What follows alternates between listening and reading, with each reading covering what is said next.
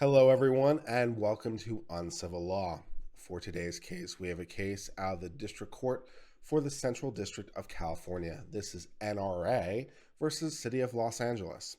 The City of Los Angeles passed a regulation that required businesses doing business with the NRA to disclose their ties in an effort apparently to shame those businesses and shame the NRA.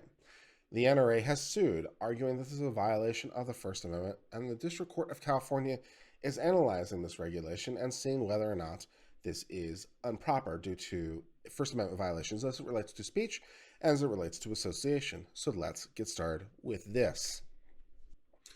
The National Rifle Association and John Doe bring this action for declaratory relief and preliminary injunction against the City of Los Angeles. Defendants have moved to dismiss and have opposed. For reasons stated below, the preliminary injunction is granted. So the court is saying that as proceedings develop, in the meantime, the city is barred from enforcing this rule.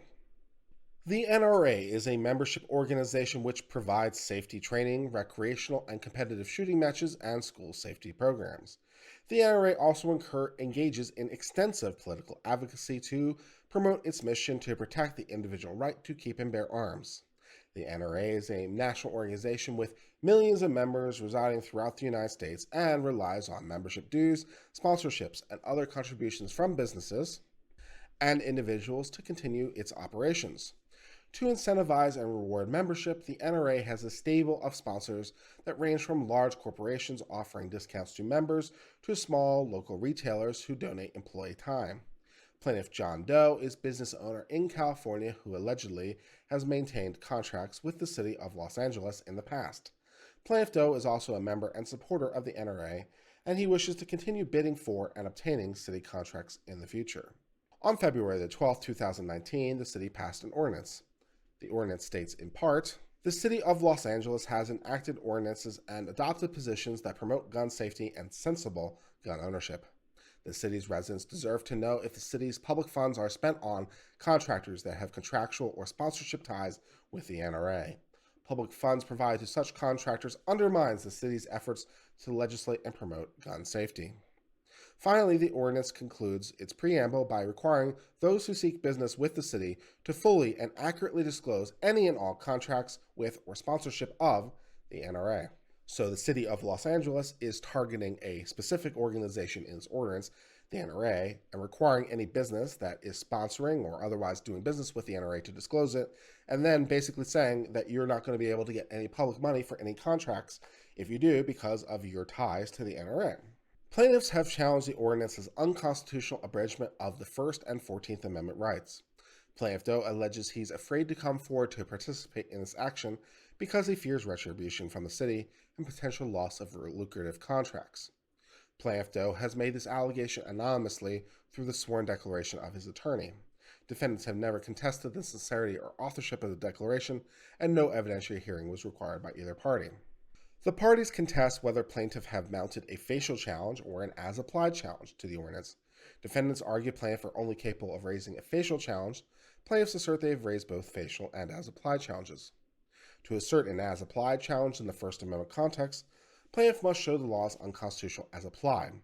The ordinance applies exclusively to potential contractors who have contracts or sponsorships with the NRA, so it's not clear the ordinance would or could constitutionally affect anyone except NRA or its business partners. Establishing an as-applied challenge to this ordinance requires circular argument because the ordinance facially requires disclosure of any and all contracts or sponsorships of the NRA. Any application of the ordinance necessarily only applies to potential contractors who have those connections. Plaintiffs cannot raise an as-applied challenge without challenge to facial validity. Plaintiffs therefore must mount a facial challenge. An ordinance may be facially unconstitutional in one of two ways. It's inconceivable in every application or seeks to prohibit such a broad range of conduct that's unconstitutionally overbroad. So here we're seeing a differentiation by the court between a facial challenge and an as-applied challenge. When you're challenging a statute, you can do it one of two ways. As applied means it's constitutional as applies to everyone else, but for some reason it's unconstitutional when it applies to me. So the statute is generally valid, but for some reason it is invalid against me. That can happen and does happen quite a lot.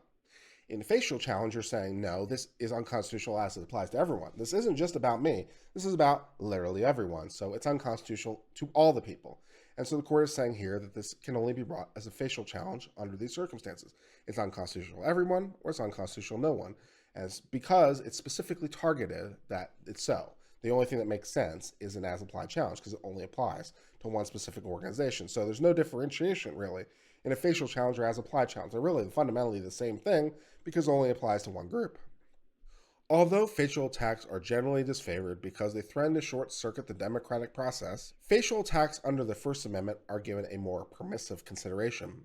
It has long been recognized the First Amendment needs breathing space, and the statutes attempting to restrict or burden the exercise of First Amendment rights must be narrowly drawn and represent a considered legislative judgment that a particular mode of expression has to give way to other compelling needs.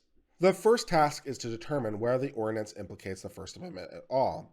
If the government action does not implicate speech, we need go no further. A restriction on non-speech, non-expressive conduct does not implicate the First Amendment and would receive rational basis scrutiny. In contrast to non-expressive conduct, expressive conduct is considered speech and implicates the First Amendment.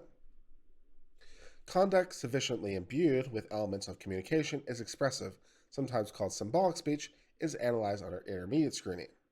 Finally, a law that intends to regulate speech based on content or viewpoint of the speaker is presumptively unconstitutional and may be justified only if the government provides that they are narrowly powered to serve compelling state interests. So in that previous paragraph, the court is going through different levels of scrutiny that apply to different kinds of First Amendment conduct. So it's a very good review of this subject. There are certain things that are rational basis, certain things that are intermediate scrutiny, some things that are strict scrutiny. So it's pointing out that there are different levels of standard and covers that very well. So very good summary of the law there. The question before the court is whether a disclosure requirement is a content-based regulation of speech when the government imposes the requirement with intent to restrict political speech of an activist organization and its supporters. Based on binding precedent of the Supreme Court and the Ninth Circuit, for the reasons explained below, the court holds the ordinance is content-based and therefore is subject to strict scrutiny. By claiming the ordinance is a regulation of non-expressive conduct, the city misframes the ordinance in two key ways. First, it might be true that contacts or sponsorship are non-expressive conduct, but that's not the pertinent question. The city is not regulating the contacts or sponsorships themselves. It's compelling disclosure of those relationships with the NRA. A disclosure requirement is not a regulation of the non-expressive conduct, even if the underlying conduct is assumed to be non-expressive. So here the city was arguing this is not expressive because all they're dealing with is the relationships. And the court is pointing out quite correctly that no, this involves speech because it's actually compelled speech. You're requiring them to tell you if they're associated. So it's a compelled speech issue and goes to a First Amendment concern as a result. Second, even if the city is regulating conduct or speech unprotected by the First Amendment, the ordinance will still be subject to strict scrutiny if it discriminates on the viewpoint of the messenger. And here they're going to cite a very, very famous case on First Amendment law called RAV versus City of St. Paul. Very foundational case. Quoting from that case saying, the government may prescribe libel, but it may not take the further content discriminatory of prescribing only libel critical of the government. So here they're pointing out there's a difference between banning libel as a flat-out matter and banning libel as it relates to a particular subject matter or particular viewpoint. So you can ban all libel, that makes sense, but when you start targeting specific kinds of libel because of the specific person they're speaking about, the specific viewpoint they're expressing, that raises a First Amendment concern. So that is a differentiation between the underlying content generally and the underlying content as it specifically targets. One is viewpoint-based and therefore warrants further constitutional consideration. Although the city maintains the contracts or sponsorship implicated by the ordinance are non-expressive, the characteristic is not determinative of the constitutionality. The ordinance does not regulate contracts or sponsorship. It forces disclosure and therefore is not a restriction on non-expressive conduct. The plaintiffs claim the ordinance regulates speech based on substantive content or the message. According to the plaintiffs, the ordinance was enacted with the primary, if not solitary purpose of punishing disfavored speech of the NRA. Laws that regulate speech based on message are considered content-based and presumptively invalid. Content-based laws that target speech based on communicative conduct are presumptively unconstitutional and may be justified only if the government proves it's narrowly tailored to serve compelling state interests. In order to determine if this is a viewpoint-based issue, we can look to legislative history and the text of the ordinance itself to determine why we're trying to regulate the NRA in particular. Is it because of some general reason, or we target the organization specifically because of their specific viewpoint? Is this a general regulation that only mentions the NRA for some reason, or is it specific because of the NRA's viewpoint in their speech, which would be unconstitutional? Let's read about the legislative history and text of the ordinance to try to decide which of these it is. In this case, the text of the ordinance's legislative history, and the concurrent public statements made by the ordinance's primary legislative sponsor evince a strong intent to suppress the speech of the NRA. Even though the ordinance only forces disclosure of activity that may not be expressive, the clear purpose of the disclosure is to undermine the NRA's explicitly political speech. We agree with the city that the ordinance does not appear to regulate the speech directly, but a collateral attack on speech is an attack nonetheless. The city adopted the ordinance because of a disagreement with the message of the NRA and with the explicit intent to suppress that message. The ordinance should therefore be considered a content-based regulation of speech. To discover the city's intent, the court need look no further than the text of the ordinance. The ordinance preamble displays a clear animus to the NRA and its message. The ordinance begins by recounting several mass shootings that have occurred in the past decade. The ordinance then continues to explain that, quote, the National Rifle Association, NRA, has sought to block sensible gun safety reforms at every level of government across the nation. The NRA's influence is so pervasive in Congress that no national gun safety legislation has been enacted since the 1994 assault weapons ban, a ban that expired in 2004, unquote. The clear implication from the preamble of the ordinance is the NRA is at least partially responsible for the mass shootings because of its continued advocacy for lax gun safety laws. The city has provided no explanation for this text outside its stated interest in transparency. The ordinance then states precisely how the city intends to undermine the NRA's ability to engage in pro-firearm advocacy, noting that, quote, in 2015, the NRA collected $163 million in membership dues, unquote. These membership dues fund the NRA's organization of oppressive legislative efforts throughout the country to adopt sensible gun regulations. In essence, the ordinance implies a causal connection between the NRA's members and mass shootings. To justify the required disclosure, the ordinance states an interest in promoting gun safety and sensible gun ownership. Assuming stricter laws would increase the safety of citizens of Los Angeles, the ordinance demonstrates an intent to restrict the NRA's ability to advocate against those laws. Personally, I would challenge the assumption that stricter gun laws would help in Los Angeles, because both Los Angeles and the state of California already have fairly strict gun regulations on the books and keep passing stricter ones.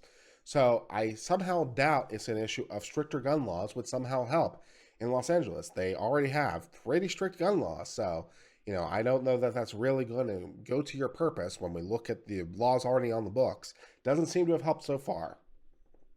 Because the ordinance's clear purpose is to stifle the message of the NRA, it is a content-based regulation of speech and subject to strict scrutiny. The legislative record of the ordinance reveals a clear attempt to cut off the revenue to the NRA because of its pro-firearm advocacy. A city council member named Mitch O'Farrell motioned the city to, quote, rid itself of its relationships with any organization that supports the NRA, unquote. Well, that's pretty clear on his text, isn't it? He further moved that the chief legislative analyst, unquote, report back with options for the city to immediately boycott those businesses and organizations, unquote, that do business with the NRA, quote, until their formal relationship with the NRA ceases to exist, unquote.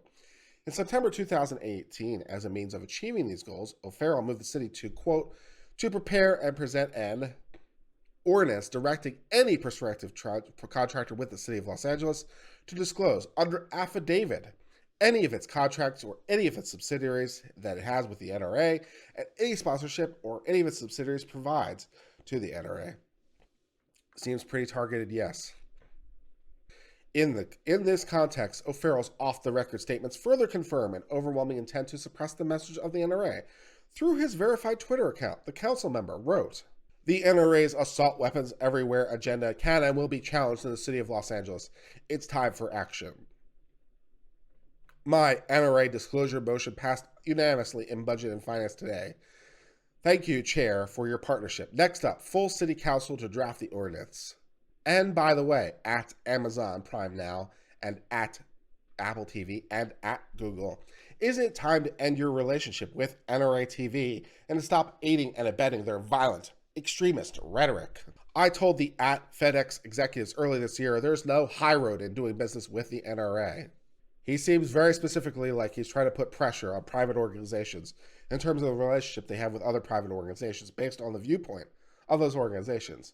And because this is governmental action, the First Amendment is pretty directly implicated. I feel like this is wherein Blackleaf explains the basics of the First Amendment, because it's like, yeah.